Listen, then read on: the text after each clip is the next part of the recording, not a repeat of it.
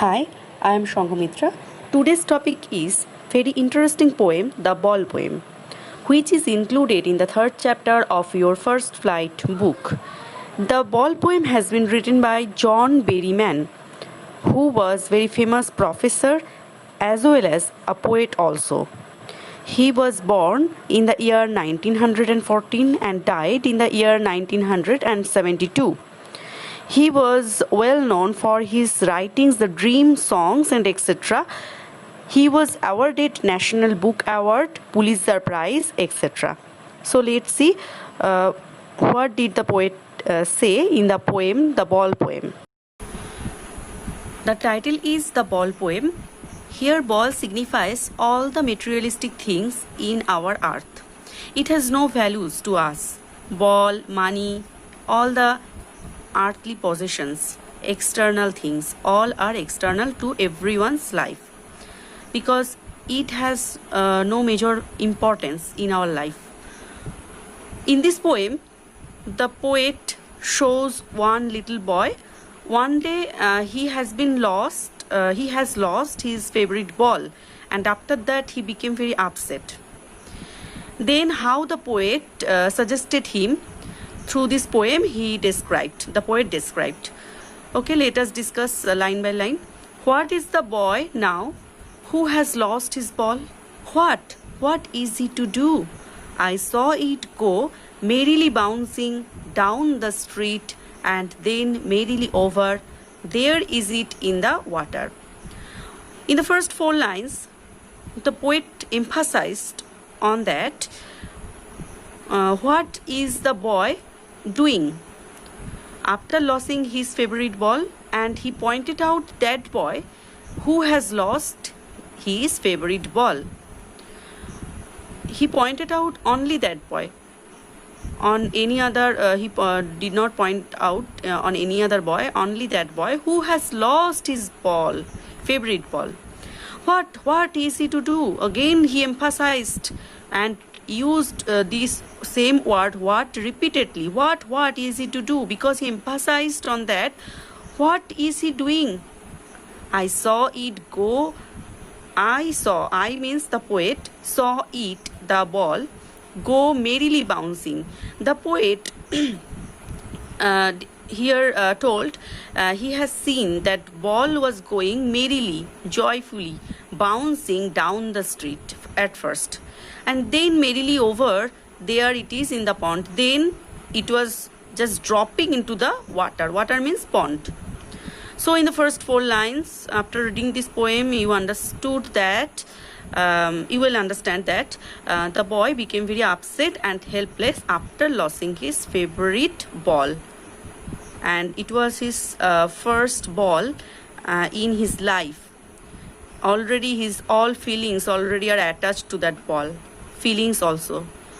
So in the next line, the poet said, no use to say, oh, there are other balls. An ultimate shaking grief fixes the boy. As he stands rigid, trembling, staring down all his young days into the harbor where his ball went. So no use to say, it is worthless to that boy if you replace another with another ball. Oh, there are other balls. Because the poet's feelings already are attached, the boy's feelings already are attached to that ball, feelings also. So it has a major importance to the boy. As is an ultimate shaking grief, a fixed shaking grief, sadness already fixes the boy. The boy became very saddened. As he stands rigid, he stood already rigid, stiff, trembling. He was shaking, staring down all his young days into the harbor where his ball went. The boy was staring down. Staring down means looking very instantly, but looking for a long time, staring down all his young days into the harbor, looking down at the harbor. Harbor means that pond, and he was thinking about his young days, childhood days, when he was playing near the harbor, near the pond, and all his feelings were attached to that harbor, to that pond, where his ball went. Now, where his ball dropped. I wouldn't intrude on him. I means the poet wouldn't intrude on him. A dime, another ball is worthless. Now he senses first responsibility in a world of possessions. Here the poet confessed that I, the poet, wouldn't intrude on him. Intrude means interrupt on his sadness. Intrude into his sadness. So he did not, the poet did not disturb him, interrupt in his pain, because a dime, another ball is worthless, because the poet wanted to give a second chance to the boy, because the ball is his the first feelings, first positions in his life. So the boy has lost these things, first material in his life. How he felt, how I think the boy will overcome these situations. He will must have to overcome in his future problems, in his future conditions. So in future, the poet said, he must lost other material things. At that time, how will he adjust in these situations? That's why the poet wanted to give this chance. That's why the poet did not interrupt in his pen. So if the poet gives another ball to that boy, that is worthless. Why worthless? Because that ball, it's not a material thing to the boy, because boys all feelings, first feelings, emotions are attached to that ball. He has lost all the emotions also. That's why second ball is worthless to the boy. Now he senses a dime, another ball's cost is dime. Dime means 10 cent. 10 cent cost. So another ball is worthless to the boy. He senses first responsibility in a world of possessions. He first feels, senses with his first with his 5 sense. He just senses, feels first responsibility in a world of possessions. He feels all the worldly, earthly possessions, that means belongings, because he has lost the first material in his life. That's why he feels at that time what are the earthly belongings, earthly materials. People will take balls will be lost always, little boy, and no one buys a ball back. Money is external. So in these lines, the poet just suggested to the boy, people will take balls. Here ball signifies all the materials, not only a single ball, all the materials. That means earthly materials. You will suppose you will lose your pen. One day you will lose eraser. You may lose your exercise copy. You may lose your wealth, jewelry, ornaments, etc. All the favorite things is yours life. So ball signifies all the material things. Suppose people will snatch all the material things. Balls will be lost always. Second material things, third material things, another material things must have to lost always, little boy.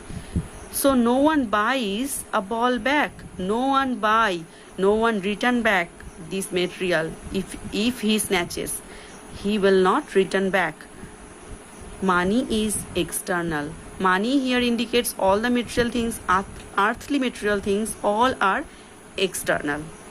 It has no major value, it has no importance to everyone's life. That's why it is external. It will not be stayed in your life. Money will not stay. He is learning, the boy is learning. well behind his desperate eyes. Desperate means hopeless. After losing his first material in his from his life, so his eyes became desperate, hopeless. What he is learning? The epistemology of loss, how to stand up. So this is very important. It will be coming exam. What is the epistemology of loss? That means the nature of loss. So what does the poet mean here? What is the epistemology of loss?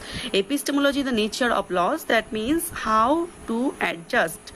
How all the material things must have to loss from his life. That is called epistemology, the nature of loss. Epistemology of loss. No material things will be stayed in his life, that must have to lost. So this is called epistemology of loss. How to stand up, how to adjust this situation, knowing what every man must one day know, and most know many days. So every man must have to know this epistemology of loss one day, and most know many days, and most of the people know in many days. So it is the fact that one day you will know what is epistemology of loss. So today you will know it is the your fate, because in this day you lost your favorite ball. So the one day you must have to lose. So today is your fate. That's why the poet did not interrupt, and the poet gave a chance to understand what is epistemology of loss, because nothing will be stayed in your life. One day you lost everything. So ball, money are material things, wealth, jewelry, ornaments, all are material things. But one day if you think deeply, suppose relationship also, your favorite person in your life, all will not be stayed in your life. Your mother, father, close relationships, any other, no one will be stayed in your life. You will think deeply. That is also all our emotions, feelings. So nothing will be stayed. And in that situation, how will you stand up? How will you adjust this situation? That is, this message has been given by the poem, by the poet in this poem. So this is the deeply message the poet wanted to give to everyone. Let us discuss about literary devices which have been used in this poem. First, you will see same word has been used in the beginning of the consequent lines of this poem. First line and second line, just starting, the same word starts the two lines. It is called anaphora. When a same word will be used in the beginning of the consequent lines of the poems, that is called anaphora. Here also, third and fourth line, merrily, merrily, same word has been just started these two lines. It is called anaphora. And here, same word just placed side by side in the same line. It is called repetition, repeatedly used. In this line also, balls repeatedly used here. It is called repetition. Now we will see this line, buys, ball, back. Same letter starts in the closely placed words, buys, ball, back. B, the same consonant has been used. It is called alliteration. Here also, man, must. Side by side, this word has been placed and same consonant has been started, this side by side words. It is called alliteration.